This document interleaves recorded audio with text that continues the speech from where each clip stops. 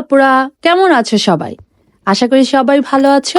আজকের ভিডিওতে আমি তোমাদের সাথে শেয়ার করতে যাচ্ছি কিভাবে সঠিক উপায়ে জেল পলিশ অ্যাপ্লাই করতে হয়।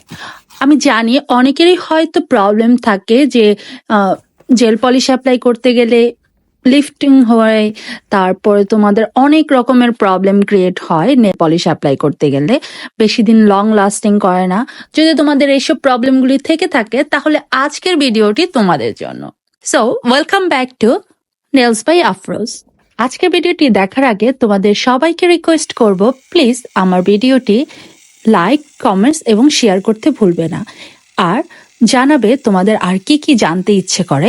যদি কমেন্টসে জানাও তাহলে আমার আগ্রহ বাড়ে তোমাদের সাথে সবকিছু ডিটেলসে শেয়ার করার, আর কোন টপিকস নিয়ে কথা বলবো সেটাও আমি বুঝতে পারবো। আর কথা না বাড়িয়ে চলো ভিডিওটি শুরু করা যায়। ফার্স্টে আমি যেটা করব, আমার ক্লায়েন্টের হ্যান্ড স্যানিটাইজ করে নেব। নেলগুলো আগে থেকে কেটে নিয়েছিলাম, সেটার ভিডিও আমি নিতে ভুলে গিয়েছি। নেল কেটে নেওয়ার পরে আমি কিন্তু এই যে কিউটিক্যাল পুশ ব্যাক করে নিয়েছি, এটারও ভিডিওটা করতে আমি ভুলে গিয়েছি। তারপরে যে থার্ড স্টেপটা সেটা হলো এই ড্রিল বিট দিয়ে আমি নেইলের কিউটিক্যালের ভিতরে যে ড্রাই স্কিন এবং অয়েলগুলো থেকে থাকে সেগুলো ক্লিন করব। তো এই ক্লিনিংটা কিন্তু খুবই জরুরি। অনেক সময় মনে হয় যে এই ক্লিনিংটা না করলে হয় না। অনেকেই হয়তো আমাকে জিজ্ঞেস করবে যে আপু এই ক্লিনিংটা না করলে হয় না। অবশ্যই হয়, হবে না কেন? কিন্তু তোমাকে খুব সুন্দর করে ফাইল করতে হবে, কারণ কিউটিক্যাল এরিয়ার ভেতরে অনেক সময় অয়েল থেকে থাকে, যেটা আমাদের পক্ষে পসিবল না নর্মাল হ্যান্ড ফাইল দিয়ে ক্লিন করা। তো এর জন্যই আমরা এই চিকন যে নেল ড্রিল বিটটা আছে সেটা দিয়ে সুন্দর করে ক্লিন করে নিই, যেন কোনো অয়েল না থাকে। পর আমি এই যে কিউটিক্যাল নিপারটা আছে এইটা দিয়ে পুরা যে ভিতরে থেকে দেখে কিউটিক্যালের যে ড্রাই স্কিন গুলো যেগুলো খুলে খুলে আসতেছে সেগুলো ক্লিন করে নেব। এগুলো যদি তুমি ক্লিন না করো তাহলে কি হবে, যখন জেল পলিশ অ্যাপ্লাই করতে যাবে এগুলো খুবই বদার করবে। আর তোমরা তো জানোই আমি কিউটিক্যাল কাট করি না। কিউটিক্যাল কাট করতে গেলে এটা তোমার নেলের জন্য খুবই খুবই হার্মফুল। যদি কিউটিক্যাল কেউ কাটে তাহলে কিন্তু কিউটিক্যালটা তোমার আর নেলকে প্রোটেক্ট করে না। তো এর জন্যই অ্যাকচুয়ালি আমি কিউটিক্যাল কাটতে পছন্দ করি না। সো এই তোমার কিউটিক্যাল কাট হয়ে গিয়েছে। এখন আমি যেটা করব সেটা হলো এই যে 100/180 যে নেল ফাইলটা আছে এইটার 180 দিয়ে ফাইল করব। 180 কিন্তু স্মুথ হয় আর 100 কিন্তু একটু আনস্মুথ হয়। আর ওইটা দিয়ে আমরা অ্যাক্রিলিক নেল করি, এটা যেহেতু ন্যাচারাল নেল, সো আমি 180 গ্রিড সাইডটা দিয়ে করব।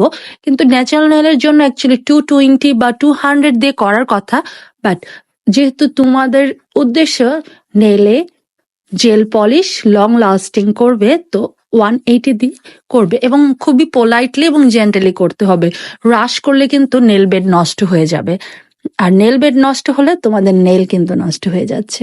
সো এই জিনিসটা খুবই সুন্দর স্মুথলি করতে হবে, জাস্ট নেলে একটা রাফ লুক দিতে হবে, আদারওয়াইজ জেল পলিশ বেশি দিন টিকে না। এরপরে আমি আইসোপার্পল দিয়ে সবগুলো নেল মুছে ফেলবো। আর আরেকটা ট্রিক্স এখন আমি তোমাদের বলবো, এই ট্রিক্সটা তোমরা যদি এগুলো করার পরেও এই ট্রিক্সটা না করলে হয়, তারপরে যদি দেখো যে তুমি এত কিছু করেছো কিন্তু তোমার নেইলে তাও লিফটিং হচ্ছে, দ্যাটস মিন তোমার নেইলের কোথাও না কোথাও অয়েল রয়ে গিয়েছে। বা যখন হয় কি, আমাদের অয়েল থাকুক বা না থাকুক নেল ক্লিন করার সময় আমাদের কিন্তু ন্যাচারাল অয়েল বের হয় নেল থেকে। সেই ন্যাচারাল অয়েলটা খুবই তাড়াতাড়ি বের হয়ে তোমার নেলে লিফটিং ক্রিয়েট করে। সো এইটা প্রিভেন্ট করার জন্য তুমি একটু 100% যে অ্যাসিটনটা আছে, 100% অ্যাসিটন, এই কথাটা মাথায় রাখবে। তুমি কিন্তু নর্মাল নেল রিমুভার দিয়ে এই কাজটা করতে যাবে না, এর থেকে আইসোপার্পল খুবই ভালো। কারণ নর্মাল নেল রিমুভারে একটু অয়েল থাকে, সেটা 100% অ্যাসিটনে থাকে না, আর আইসোপার্পলও থাকে না। আমি এখানে যে ট্রিক্সটা অ্যাপ্লাই করব সেটা হলো তোমার এই যে 100% যে পিওর অ্যাসিটনটা আছে সেটা দিয়ে সবগুলো নেল একটু ওয়াইপ করে নেব। That's it. এখন চলে যাব, এটা ম্যান্ডেটরি না, বাট তোমরা যদি চাও করতে পারো, বাট আমার যেহেতু এটা ক্লায়েন্টের হাত তাই আমি করব।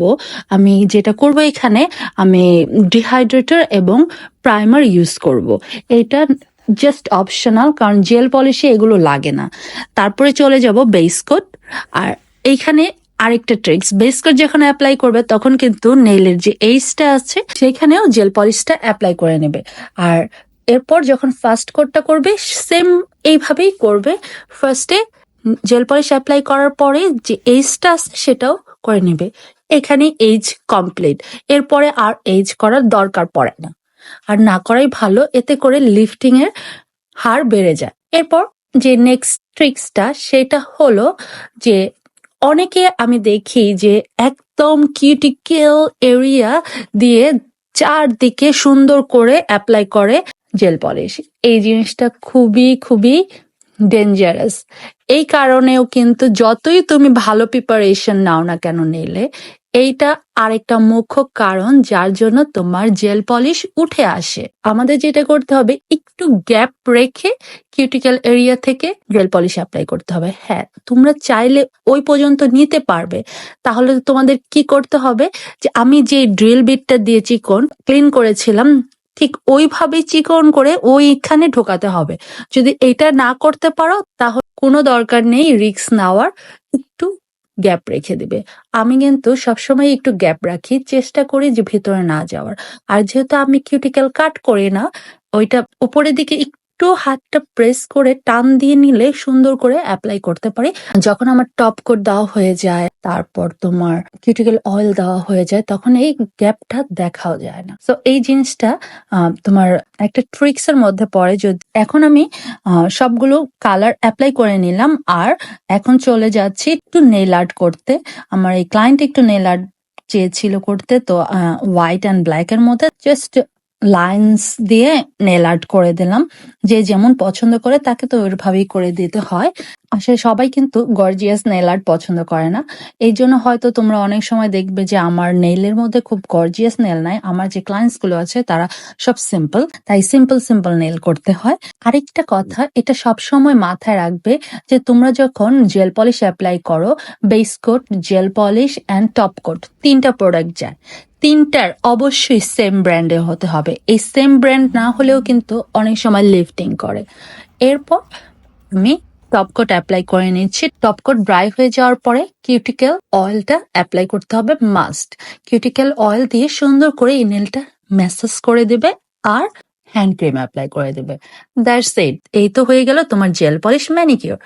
তো যাদের আমার এই ভিডিওটি ভালো লেগেছে আর যদি মনে করে থাকো এই ভিডিওটি তোমাদের হেল্প করেছে, তাহলে প্লিজ লাইক, কমেন্টস আর শেয়ার করতে ভুলবে না। আল্লাহ হাফেজ সবাইকে।